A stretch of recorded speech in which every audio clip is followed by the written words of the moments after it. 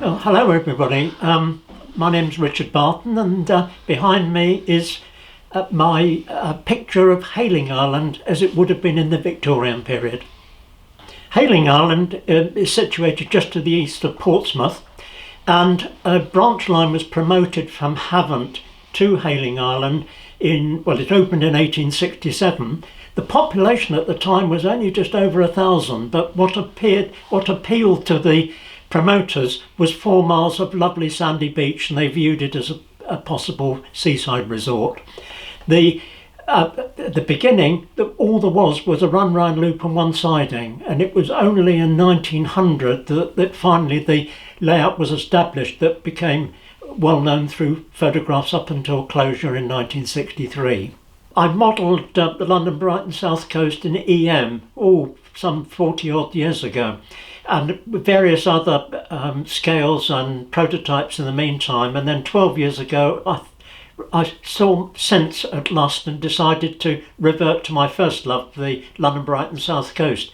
The problem being in 7mm that stations, even small ones, are seriously huge. And to do that in 7mm scale is quite difficult. And I really wanted a layout based on a prototype in Sussex. I prefer modelling a prototype for various reasons, and I couldn't find one. And so I had to go 1 mile outside the county to Hayling Island, which is just in Hampshire, which had a small, quite compact terminus.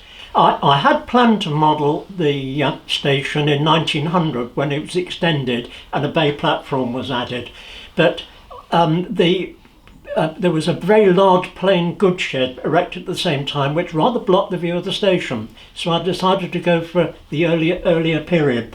There was advantages in that first of all, and after 1890, the service was run, with one minor exception, exclusively by Brighton Terriers because of the weight limit on Langstone Harbour Bridge. So by going earlier, I was able to model the 3 locomotives known to have run the branch between 1875 and 1890, and also to try and recreate some of the earlier rolling stock. So I've got coaches from 3 different periods that run on the layout. The layout was originally set up in a shed 16 feet long by 12 feet wide, and a certain amount of compression was needed.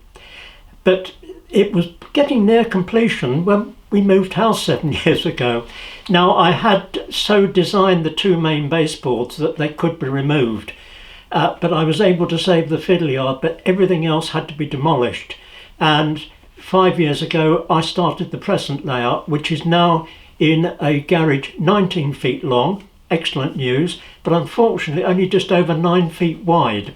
This means that the minimum radius is just under 4 feet, which is not ideal in 7mm scale, but acceptable with pre-1900 prototypes where the coaches and locomotives are much smaller.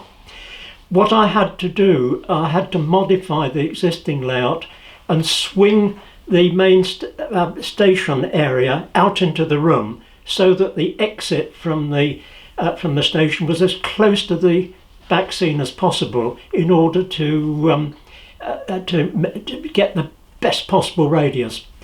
The layout is basically in 2 halves.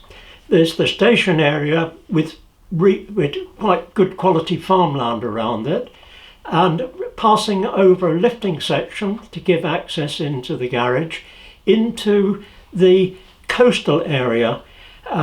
In fact, the distance between the two should be 3.5 miles, but I've only got about 8 feet to do that. So there's a complete contrast in the other side of the room, where the main structure is the Langstone Harbour Bridge, but as modelling is a compromise, it should be 25 feet long in this scale, and I've only got 7.5 feet, so it is really just a representation. And the fiddle yard is hidden by some harbour sidings and some buildings, which had to be invention because there was nothing on the prototype that would mask that exit. The fiddle yard is a sector plate just under 4 feet long, with 6 subsidings each end, controlled by a rotary switch. My plan was that to avoid handling, I'd run a train in, run the locomotive into a subsiding on the right hand side and bring a new locomotive from the left. In fact, I would have been better making the sector plate longer and dispensing with the right hand stub points, because it has been difficult for me to operate a mixed train because of the limited length of the fiddle yard, and almost all goods traffic to Hayling Island was carried in mixed trains.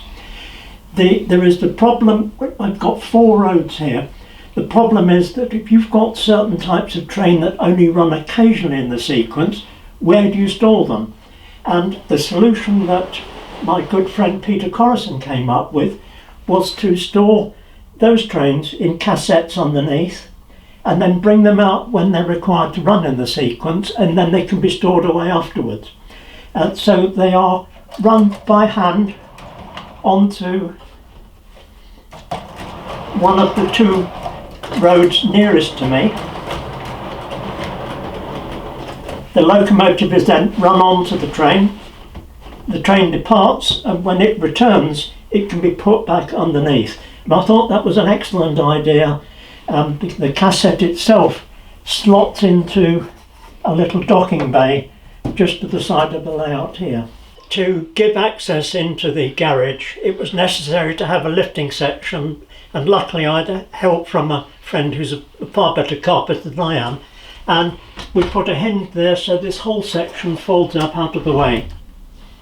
And when this is lifted up, the power is cut off on the track immediately from the station, so there's no chance of something running directly onto the floor. And then it's put back into position and locked in place. Hayling Island is complete, but not yet finished, because there's a number of additional details I want to add and some improvements to make as well. As far as the future is concerned, I've considered going to DCC, but I think that the sound would add considerably to the interest, particularly going over the bridge. But on grounds of cost, for the moment I've discounted that. And the other thing that might help me with eyesight deteriorating is fitting automatic couplings. But again, I've got rather too much stock, so I haven't yet made a decision on that. Friends told me I might be rather bored with such a small layout, but I've done a great deal of research and was very lucky in obtaining a number of wagon labels. This one from B.J. Forder, I've actually modelled it, and it shows a load of chalk being brought in for use in the Hayling gasworks. Well, I hope you've enjoyed this video of the layout as much as I've enjoyed building it. It won't be seen in exhibitions because it is fixed into the garage.